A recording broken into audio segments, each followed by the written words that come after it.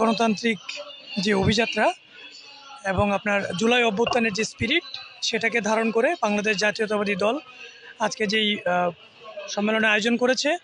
এই সম্মেলনে আপনারা জানেন জুলাই অভ্যুত্থানে যারা শহীদ হয়েছে সকল পরিবারকে এখানে আমন্ত্রণ জানানো হয়েছে এবং আপনারা আরও অবগত রয়েছেন বাংলাদেশ জাতীয়তাবাদী দল বিএনপিরই 700-এরও বেশি নেতাকর্মী এই জুলাই আগস্ট যে গণ অভ্যুত্থানটি হয়েছে স্বৈরাচার ফ্যাসিস্ট সরকার পতনের এই আন্দোলনে জীবন দিয়েছে এবং হাজার হাজার আমাদের বাংলাদেশ জাতীয়তাবাদী ছাত্রদল, যুবদল, স্বেচ্ছাসেবক দল, কৃষক দল সহ অঙ্গ সহযোগী সংগঠনের বিভিন্ন পর্যায়ের নেতাকর্মীরা তারা জীবন দিয়েছেন এবং আহত হয়েছেন এবং তাদের যে পরিবার, এই পরিবার এখনও যেই গণতান্ত্রিক বাংলাদেশ, এই বাংলাদেশে আপনার ভোটের অধিকার ফিরে পাওয়ার জন্য অপেক্ষা করছে। গণতান্ত্রিক যে বাংলাদেশ প্রতিষ্ঠা করবে বলে এই অভ্যুত্থানে যারা অংশগ্রহণ করেছে সকলের একটাই দাবি, আগামীতে ভোটের মাধ্যমে একটা গণতান্ত্রিক সরকার বাংলাদেশে প্রতিষ্ঠিত হোক।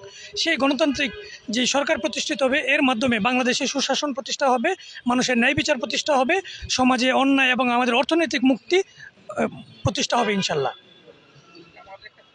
দিবস অবশ্যই এটা একটা ঐতিহাসিক দিবস। আমি মনে করি এই জুলাই এবং আগস্ট এই দুইটা, আমি নিজে প্রত্যক্ষ একজন এই জুলাই যোদ্ধা।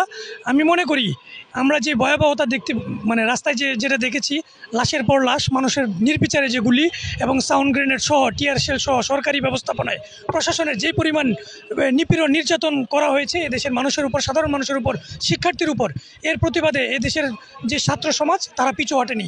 তারা রাস্তায় বুক চিতিয়ে শহীদ আবু সাঈদ এবং মুগ্ধর মতো ছেলেরা রাস্তায় দাঁড়িয়েছে। অতএব এই দিবসটা আমি মনে করি ঐতিহাসিক দিবস হিসেবে বিবেচনা করা উচিত। না, অবশ্যই। এবং আমি আপনাকে একটা জিনিস প্রত্যক্ষভাবে বলি, এই অভ্যুত্থানটি সম্ভব হয়েছে শুধুমাত্র সাংবাদিকদের প্রথম, বিশেষ করে অনলাইন প্রিন্ট মিডিয়া সহ বিভিন্ন পর্যায়ের সাংবাদিকবৃন্দরা প্রথমে আপনার সোশ্যাল মিডিয়া সহ বিভিন্ন পর্যায়ে যখন এই আন্দোলন সম্পর্কে প্রচারণা শুরু করেছে তখনই আন্দোলনটা আপনার দেখা গেল সার্বজনীন হিসেবে রূপান্তরিত হয়েছে।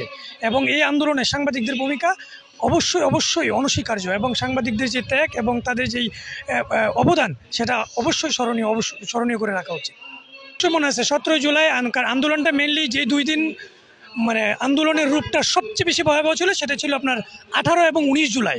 17 তারিখ রাতে যখন আপনার ইন্টারনেট বন্ধ করে দেওয়া হয়েছে তখন 18 তারিখে সকালবেলায় আমরা কিন্তু ইন্টারনেটবিহীন মোবাইল ফোনে যোগাযোগ করে আমরা কিন্তু ঠিকই রাজপথে, আমি উত্তরা বিএনএস সেন্টারের ওইদিকে আন্দোলন করেছি এবং আমরা সকাল 11টায়, 18 জুলাই সকাল 10টায় আমি কাকরাইল মোড়ে ছাত্রদলের বিক্ষোভ